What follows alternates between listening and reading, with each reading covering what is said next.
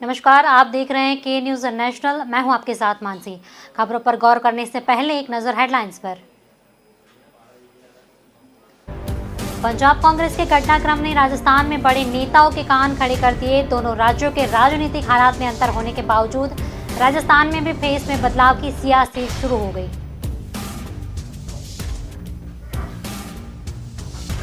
रेगिस्तान में तापमान एक बार फिर 40 डिग्री सेल्सियस तक पहुंचा। इसके बाद भी पाकिस्तान बॉर्डर से कुछ दूरी पर महाजन फील्ड फायरिंग रेंज पर रोज भारतीय जवान अभ्यास में जुटे। किसानों की मांग को लेकर संयुक्त किसान मोर्चा ने 27 सितंबर को भारत बंद का ऐलान किया। पंजाब कांग्रेस में मुख्यमंत्री से लेकर बड़े बदलाव के बाद अब कांग्रेस हाईकमान राजस्थान पर फोकस कर सकता है। परिवहन मंत्री प्रताप सिंह खाचरियावास ने कहा कि भाजपा के चिंतन शिविर से भाजपा की चिंताएं मिटने वाली नहीं है। पंजाब कांग्रेस के घटनाक्रम ने राजस्थान में बड़े नेताओं के कान खड़े कर दिए। दोनों राज्यों के राजनीतिक हालात में अंतर होने के बावजूद राजस्थान में भी फेस में बदलाव की सियासी सुगबुगाहट शुरू हो गई। इस बीच कांग्रेस सरकार को सत्ता विरोधी लहर का डर सताने लगा। सत्ता विरोधी लहर से निपटने के लिए मुख्यमंत्री अशोक गहलोत ने रिवाइल प्लान तैयार किया। गहलोत अब पूरी तरह से ठीक होते ही फील्ड में उतरने की तैयारी कर रहे हैं। इसके लिए कार्यक्रम तैयार किए जा रहे हैं। सीएम गहलोत पश्चिमी राजस्थान से अपने दौरे की शुरुआत कर सकते हैं। गृह जिले जोधपुर के अलावा बीकानेर, नागौर, जालोर, सिरोही जिलों में भी सीएम के बड़े स्तर पर दौरे करने के कार्यक्रम बनाने पर विचार किया जा रहा है। गहलोत ने पिछले 18 महीने से उपचुनाव को छोड़ कोई सियासी दौरा नहीं किया। गहलोत के प्रदेश दौरे का कार्यक्रम बनाने पर मंथन चल रहा है। दिसंबर में सरकार के 3 साल पूरे हो रहे हैं। ऐसे में 3 साल के कार्यक्रमों में जगह जगह जाकर शिलान्यास उद्घाटन करने पर भी विचार चल रहा है। गहलोत के रणनीतिकार सरकार के 3 साल पूरे होने पर बड़े स्तर पर दौरे की तैयारी कर रहे हैं। गहलोत के दौरे का प्लान कोरोना पर निर्भर करेगा। राजस्थान में पिछले लंबे समय से कोरोना कंट्रोल में है। वैक्सीनेशन भी सही रफ्तार से चल रहा है। दिसंबर तक ज्यादातर आबादी सेफ हो जाएगी। कोरोना की तीसरी लहर नहीं आती तो सियासी दौरे करने में कोई दिक्कत नहीं होगी।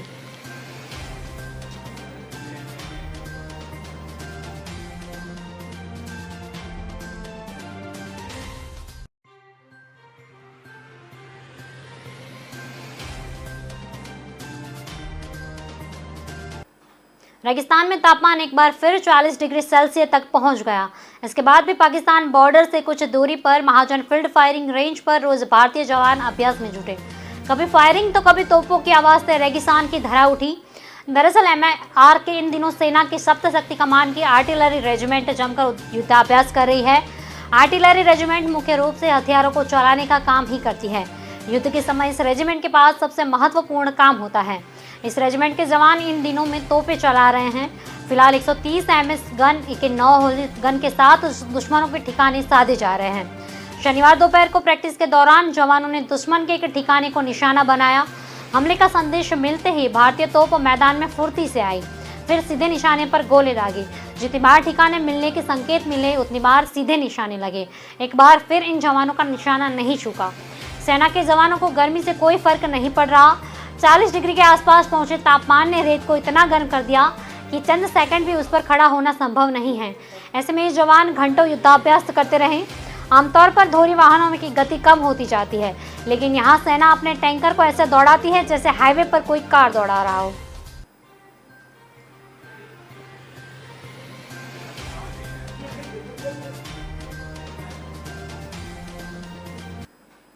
किसानों की मांगों को लेकर संयुक्त किसान मोर्चा ने 27 सितंबर को भारत बंद का ऐलान किया।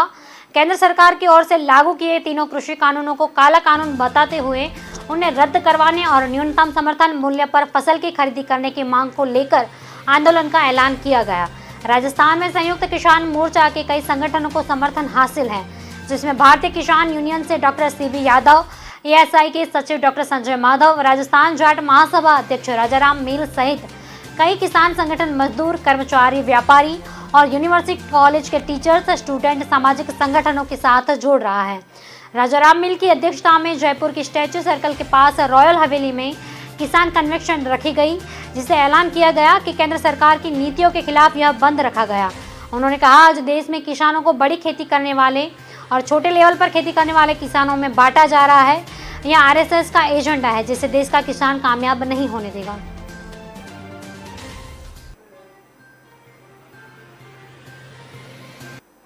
पंजाब कांग्रेस में मुख्यमंत्री से लेकर बड़े बदलावों के बाद अब कांग्रेस हाईकमान राजस्थान पर फोकस कर सकता है। राजस्थान में मुख्यमंत्री की तबीयत ठीक होने के बाद सत्ता और संगठन में बदलाव की शुरुआत हुई। पहले फेज में मंत्रिमंडल फेरबदल और इसके जिला अध्यक्ष की नियुक्ति होनी है। मंत्रिमंडल फेरबदल में नए चेहरों को मौका देने के साथ विवादित और नॉन परफॉर्मेंस चेहरे को बाहर का रास्ता दिखाया जाना तय है। राजस्थान में मुख्यमंत्री अशोक गहलोत और सचिन पायलट खेमों के बीच जारी खींचतान को मिटाने के लिए हाईकमान के स्तर पर अब कड़े फैसले लिए जाने की आशंका है। पिछले साल बगावत के बाद सुलह के वक्त सचिन पायलट खेमे के मुद्दों के समाधान की सहमति बनी। सुलह कमेटी पायलट खेमे के मुद्दों को चिन्हित कर हाईकमान से चर्चा कर चुकी है। पायलट ग्रुप अब अपने मुद्दों के समाधान की मांग कर रहा है। बताया जाता है कि अब मंत्रिमंडल फेरबदल से लेकर सत्ता संगठन की नियुक्ति में पायलट समर्थकों को भी मौका मिलेगा। शेयरिंग फॉर्मूले के हिसाब से पायलट गुट अपनी भागीदारी चाहता है। प्रदेश प्रभारी अजय माकन 29-30 जुलाई को जयपुर में सभी कांग्रेस विधायक और वरिष्ठ नेताओं से 1-to-1 मुलाकात करेंगे। उनका मन टटोल चुके हैं। विधायकों और नेताओं से मिले फीडबैक के आधार पर अजय माकन कांग्रेस हाईकमान को रिपोर्ट दे चुके हैं। कांग्रेस हाईकमान राजस्थान में बदलाव का ब्लूप्रिंट तैयार कर चुका है। अब अगले महीने से इसकी शुरुआत हो सकती है।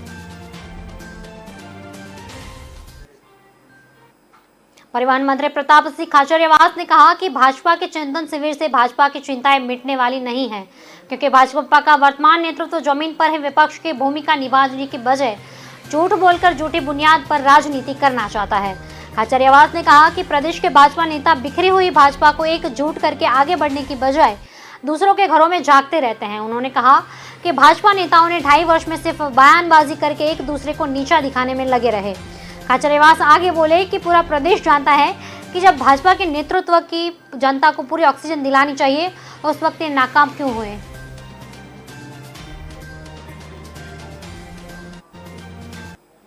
फिलहाल रुकते हैं एक छोटे से ब्रेक के लिए, तब तक जुड़े रहिए के न्यूज़ नेशनल के साथ।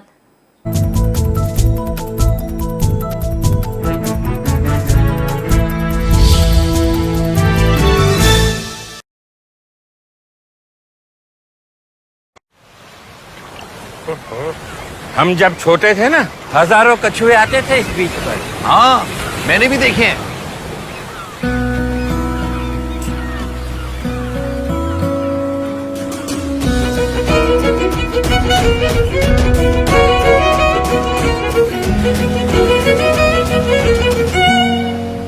क्या कर रही हो बेटा? कछुओं के लिए जगह बना रही हूँ ताकि वो दोबारा वापस आ सके। मुझे भी तो देखने हैं कछुए।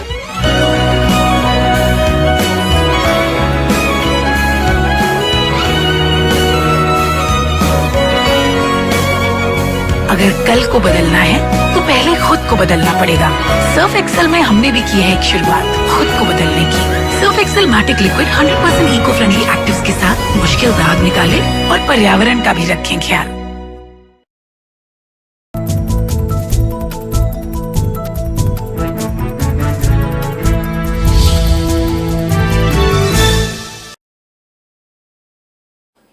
ब्रेक के बाद आपका स्वागत है। तो देखते हैं आगे की खबरें।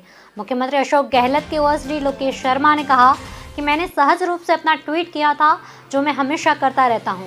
सोशल मीडिया के जरिए मैंने कभी भी किसी के सीधे तौर पर हिट नहीं किया, नहीं कभी किसी के लिए व्यक्तिगत दिखा। उस दिन जो ट्वीट किया था उसे पंजाब की घटना से जोड़कर पेश किया गया, जबकि उसका वो संदर्भ बिल्कुल नहीं था। शर्मा ने कहा कि उस ट्वीट को पंजाब की घटना से जानबूझकर कनेक्ट कर दिया गया। उसे इस तरह से प्रचारित किया गया कि पंजाब के मुख्यमंत्री के इस्तीफे को लेकर मैंने आलाकमान की मंशा की चुनौती दी। मेरी यह मंशा नहीं थी। ट्वीट को गलत तरीके से पेश कर उस घटना से जोड़ा गया। इससे मैं बहुत आहत हुआ हूँ और इसी को लेकर अपना इस्तीफा सौंपा है।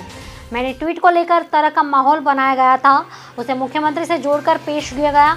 मैं कभी नहीं चाहूँगा कि मेरे किसी कार्य से मुख्यमंत्री अशोक गहलोत असहज हो, इसलिए मैंने आगे बढ़कर अपना इस्तीफा मुख्यमंत्री को प्रेषित कर दिया।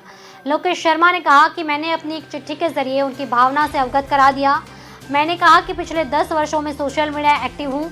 मैं अपनी बात हमेशा सोशल मीडिया के जरिए रखता हूँ। जब से मुझे ओएसडी बनाया गया, मैंने हमेशा सोशल मीडिया पर अपनी भाषा और शब्दों का संतुलित रूप से प्रयोग किया।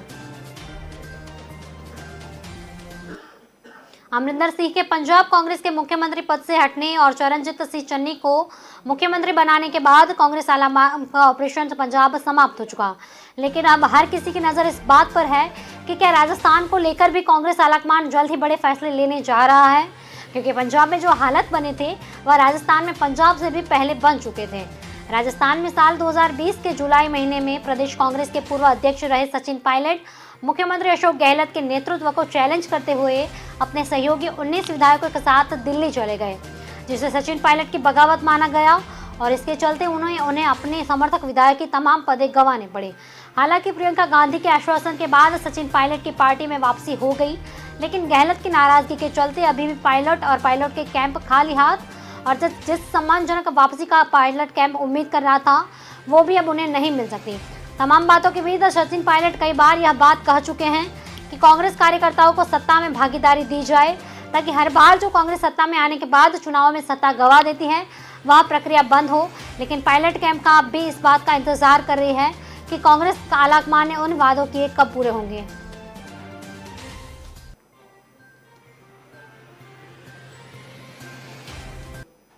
भाजपा नेता ज्ञानदेव आहूजा को जनसंख्या नियंत्रण कानून कार्यक्रम में भाग लेने के लिए भरतपुर पहुंचे, जहां उन्होंने समुदाय विशेष पर आरोप लगाते हुए कहा कि वर्तमान में तीर और तलवार लेकर कुछ नहीं किया जा सकता, बल्कि वोट का अधिकार है और वोट के बल ही हर कोई आगे बढ़ सकता है।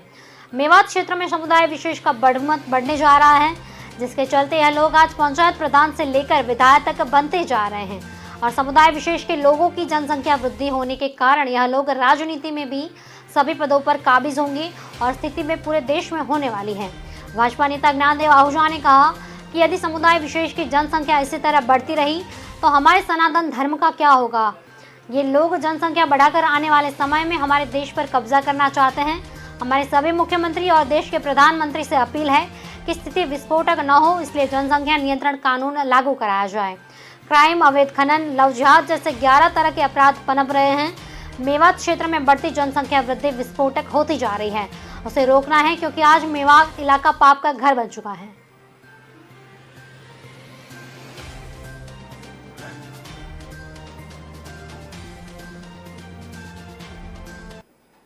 राजस्थान हाउसिंग बोर्ड और नगरीय निकाय की बसाई कॉलोनी में बने हायर इनकम ग्रुप वाले भूखंडधारियों को सरकार ने बड़ी राहत दी। AWS, LIG, MIG ग्रुप की तरह MGOB, HIG ग्रुप वाले बकाया किश्त या मकान के पैसे एक मुश्त जमा करवाने पर ब्याज पेनल्टी नहीं देनी पड़ेगी। नगरीय विकास विभाग की ओर से जारी आदेशों के बाद इसका सबसे ज्यादा फायदा हाउसिंग बोर्ड की कॉलोनी को होगा, जिन्होंने लंबे समय से अपने मकानों की किश्त अब तक जमा नहीं की। इन मामलों में भारी मात्रा में पेनल्टी लग गई है। जयपुर की बात करें तो मानसरोवर, प्रताप नगर, जवाहर नगर और इंदिरा गांधी जगतपुरा योजना में अभी भी हजारों की संख्या में ऐसे आवंटी है जिन्होंने समय पर मकानों की किस्त जमा नहीं करवाई। इन लोगों को 2 से 3 लाख रुपए या उससे ज्यादा राशि बतौर पेनल्टी के तौर पर देनी है। इस तरह जोधपुर की कुड़ी, चौपासुनी, अलवर और भिवाड़ी में बसी योजनाओं में बड़ी संख्या में ऐसे मामले हैं। कुछ दिन पहले नगरीय विकास विभाग के मंत्री शांति धारीवाल ने प्रशासन शहरों के संग अभियान के तहत पूरे प्रदेश में 10 लाख मकानों के पट्टे जारी किए। इसी घोषणा को पूरा करने के उद्देश्य यह छूट दी जा रही है।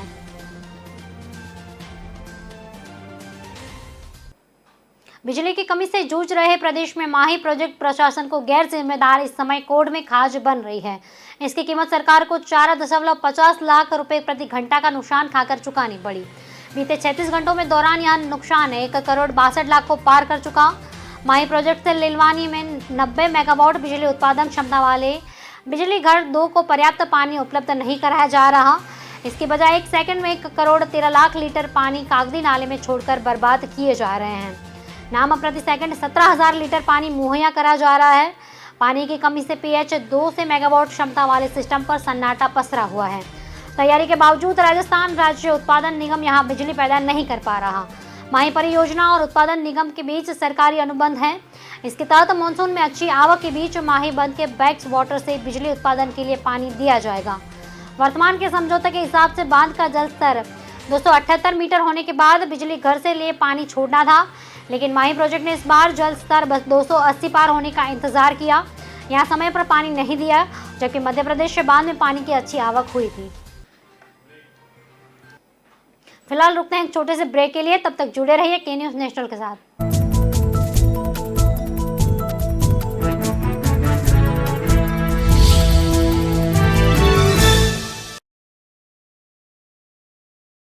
जसप्रीत अच्छा कर रहा है ना? हाँ ठीक है फास्ट बॉलर बन जाएगा ना? मैडम, इसका रनअप इतना छोटा है ना, फास्ट बॉलर बनना बहुत मुश्किल है। जो बोले तू रफ्तार नहीं पकड़ पाएगा सर उसको पलट दे। तेरा नन्हा सा रनअप बीच में आएगा। जिसने भी कहा है तूने गलत रास्ता चुना है, तेरा हंसता हुआ चेहरा मुन्ना तेरी खुद की किल्ली उड़ाएगा। तू किसे डराएगा? जा एक यॉर्कर में सबकी पकड़ पलट दे।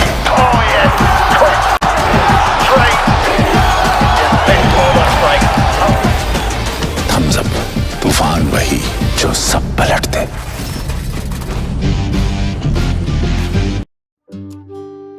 यादों में खो जाना बड़ा आसान होता है और कुछ चीजें इन यादों के बहुत करीब ले जाती हैं। हर लम्हा नजर के सामने आ जाता है, उस पल की खुशी महसूस होने लगती है, मानो कल की ही बात हो। वक्त बीत जाता है मगर दिल के रिश्ते कभी नहीं बदलते। ऐसे ही दिलों के रिश्ते सजाए अजय अरविंद भाई खत्री।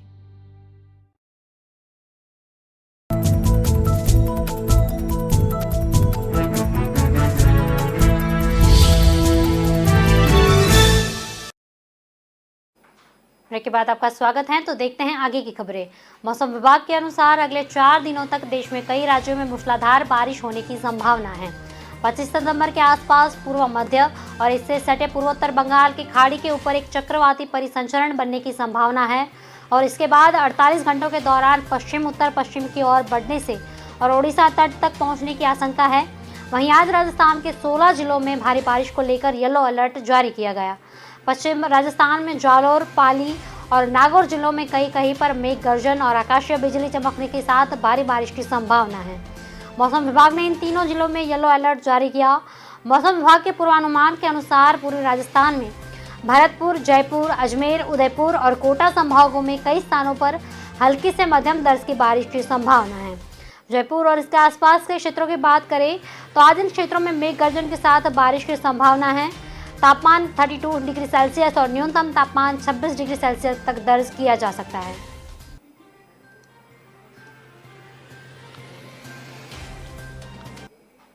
कोरोना की चुनौतियों के बीच मौसमी बीमारियों ने बढ़ाई परेशानी। कोरोना संक्रमण की चुनौतियों के बीच अब जोधपुर में मौसमी बीमारियों का दौर शुरू हुआ।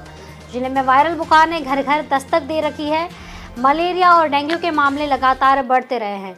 चिंता इस बात की है कि अब मलेरिया के रोगियों में भी प्लेटलेट्स कम हो चुकी हैं।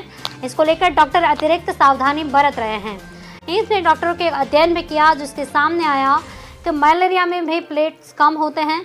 अब डॉक्टर एस मेडिकल कॉलेज के एमसी और एमडी अस्पतालों में भी ऐसे रोगियों की संख्या में इजाफा हो रहा है। इसे डॉक्टर स्वीकार भी कर रहे हैं, लेकिन आंकड़े बताने से परहेज किया जा रहा है। डॉक्टरों का कहना है कि पहले मलेरिया पीवी वाइवैक्स श्रेणी के मलेरिया को इतना गंभीर नहीं माना जाता था, लेकिन अब इसको लेकर भी सतर्कता बरती जा रही है क्योंकि डेंगू की तरह रोगियों की भी प्लेट्स कम होती जा रही हैं। एमएसएन मेडिकल कॉलेज के मेडिसिन विभाग के विभागाध्यक्ष डॉक्टर आलोक गुप्ता का कहना है कि यह सही है कि डेंगू की तरह मलेरिया के रोगियों में भी प्लेटलेट्स गिरना सामने आ रहा है। 70,000 तक प्लेटलेट्स गिरते जा रहे हैं। मरीजों को नियमित उपचार करा लेना चाहिए। राठौड़ ने बताया कि मच्छर जनित रोग है, मलेरिया के रोगी अब आने लगे हैं। जिले के श्री बालाजी थाना इलाके के कालाड़ी गांव के युवक के साथ बीकानेर के नोखा इलाकों में मारपीट का वीडियो सोशल मीडिया पर वायरल हुआ। इसके बाद युवक ने पानी के टांके में कूदकर आत्महत्या कर ली। इसके साथ ही उसके बाल काट दिए गए। इसके बाद दबंगों ने वीडियो सोशल मीडिया पर वायरल कर दिया, जिसे देखने के बाद घटना से व्यथित युवक ने पानी की टंकी में कूदकर आत्महत्या कर ली। नागौर सीओ विनोद कुमार सीपा ने जानकारी देते हुए बताया, कालाड़ी गाँव में एक युवक ने पानी के टांके में कूदकर अपनी जान दे दी। सोशल मीडिया पर वीडियो वायरल होने से युवक व्यथित था। इस घटना के बाद नागौर पुलिस हरकत में आई। नागौर सीओ विनोद कुमार ने बताया, श्री बालाजी थाने में थानाधिकारी लालचंद मीणामय टीम घटना की तस्दीक कर रहे हैं। नौका के दावा गांव में मृतक उमाराम का ननिहाल है। उमाराम की मई महीने में शादी हुई। सोशल मीडिया पर वायरल वीडियो के मुताबिक कुछ दबंगों ने उसका मुंडन कर दिया, जिससे व्यथित होकर उमाराम ने कालाड़ी गाँव में पानी की टंकी में कूदकर अपनी जान दे दी। पुलिस के मुताबिक मृतक के परिजनों ने अंतिम संस्कार कर दिया। पुलिस ने पीड़ित पक्ष के पास जाकर रिपोर्ट देने की बात कही तो परिजन इनकार कर रहे हैं। पुलिस अब मृतक के अंतिम संस्कार के मामले में परिजनों के खिलाफ भी मामला दर्ज कर सकती है। मुख्यमंत्री अशोक गहलोत ने 22 सितंबर को कैबिनेट की बैठक बुलाई। शाम 4 बजे बाद यह बैठक होगी, जिससे कई अहम फैसले लिए जा सकते हैं। कैबिनेट की बैठक के तुरंत बाद मंत्रिपरिषद की भी बैठक बुलाई गई है। सियासी हलचल के बीच सीएम फिर से एक्टिव हो गए। कैबिनेट बैठक की तैयारी को लेकर गहलोत ने कैबिनेट सचिवालय के अफसरों से काफी देर चर्चा की। सभी मंत्रियों को 22 सितंबर को कैबिनेट में बैठने के मुख्यमंत्री निवास पहुंचने की सूचना भेज दी गई। हालांकि बैठक का एजेंडा अभी फाइनल नहीं हुआ।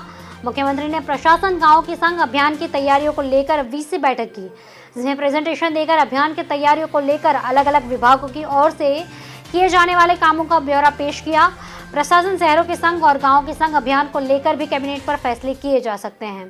इस गौण मंडी का निर्माण जोधपुर विकास आवंटित 143 बीघा जमीन पर किया जाएगा। किसानों की उपज की मार्केटिंग और उसका बेहतर दाम दिलाने के मकसद से साल 2021-22 में बजट में गहलोत इसकी घोषणा की थी। प्रदेश के अनुदानित स्कूलों से समायोजित स्कूलों को पेंशन देने के जोधपुर मुख्यपीठ की खंडपीठ का आदेश हाईकोर्ट ने ही रिकॉल कर दिया। अपात्र शिक्षकों की याचिकाओं को संशोधित करने की स्वतंत्रता देने के साथ ही याचिका पर पुनः सुनवाई का आदेश किया। मामला अब राजस्थान की हाईकोर्ट की तीसरी खंडपीठ के समक्ष सुनाने जा रहा है। मामले के अनुसार राज्य सरकार ने अनुदानित स्कूलों से समायोजित हुए शिक्षकों को राजस्थान स्वैच्छिक ग्रामीण शिक्षक सेवा नियम 2010 का नियम तहत पेंशन लाभ नहीं देने का आदेश किया। इसके खिलाफ जयपुर पीठ में एक याचिका दायर की गई, जिस पर आदेश दिया गया कि राजस्थान स्वैच्छिक ग्रामीण शिक्षा सेवा नियम 2010 का उचित है।